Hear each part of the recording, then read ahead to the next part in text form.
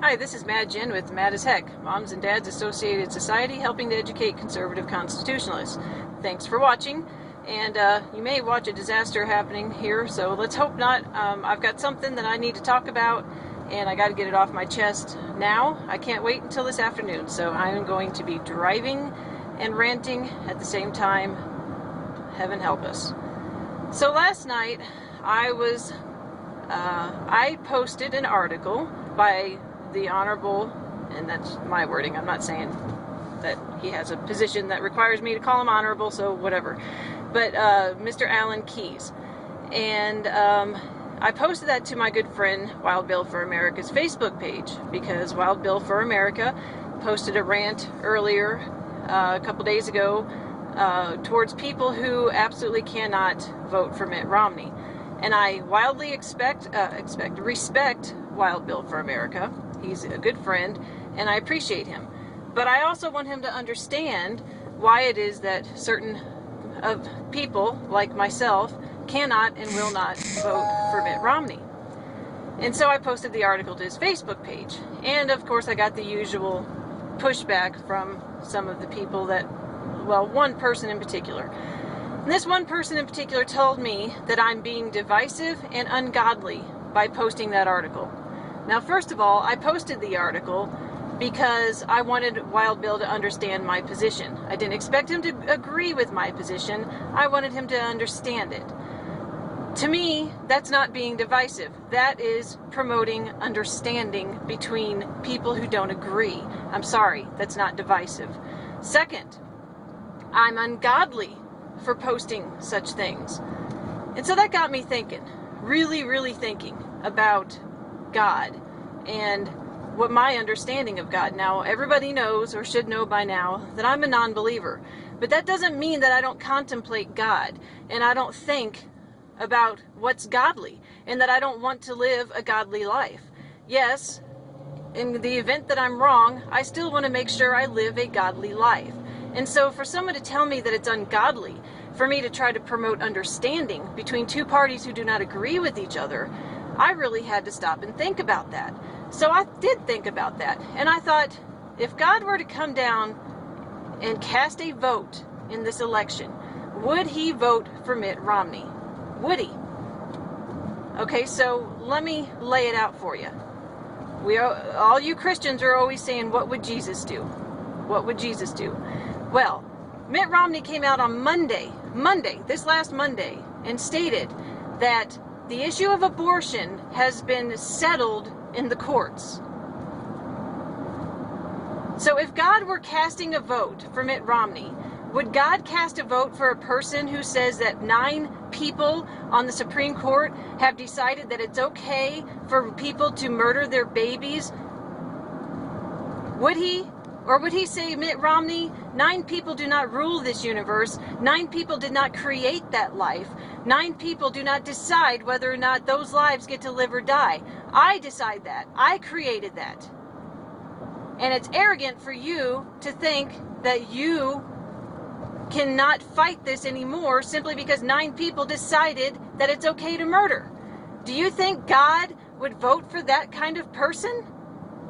God would not vote for somebody who wishes to allow the destruction of his creation to continue simply because 9 people decided that it's okay.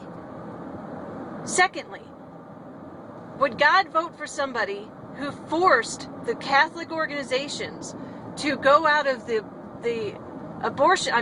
adoption business in Massachusetts because of the rule that adoption agencies must now adopt to homosexual people, and the Catholic organizations felt that that went against their faith? They could not adopt to homosexuals because it was ungodly to do so.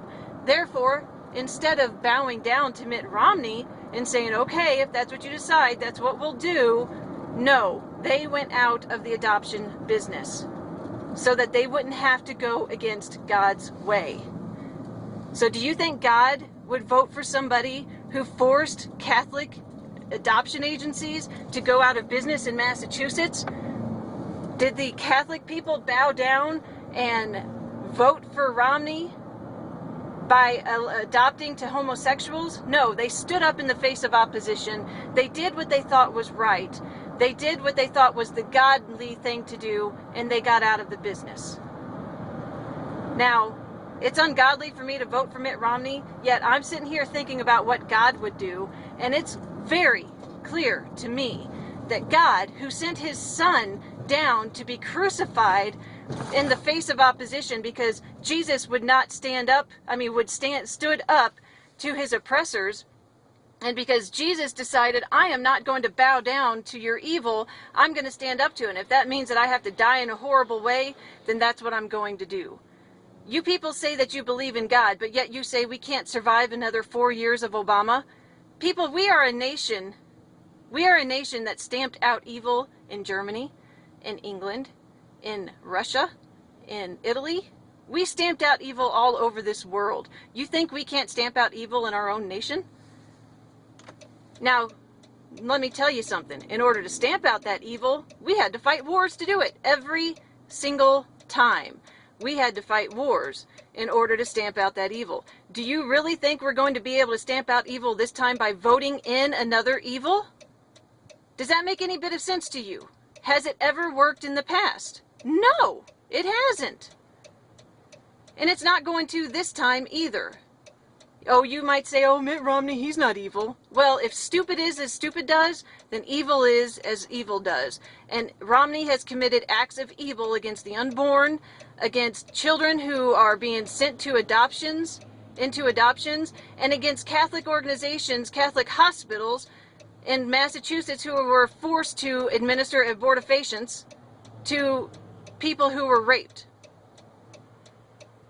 That is evil in my book, and that's ungodly in my book. It is not ungodly to point these things out, and it is not ungodly for me to stand up against it and decide with my vote that I will not vote for evil.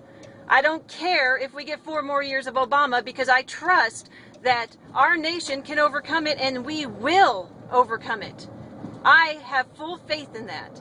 And if we have to fight evil head on in full force, face on, like we have all of the other times in the past, then that's what we're going to do again, and we will succeed this time just like we did all the other times. Stop living in fear, people. Evil preys upon your fear. It preys upon you and causes you to do more evil because you are afraid. I am not afraid of 4 more years of Obama. I say bring it on. We'll fight against it and we will defeat it once and for all, finally. Instead of trying to take the easy way out and voting in more evil. I'm not going to do it, and this is why. And if you want to call me ungodly, then I think maybe you need to go back and re-examine what godly principles are. Thank you for watching. Long live the Republic.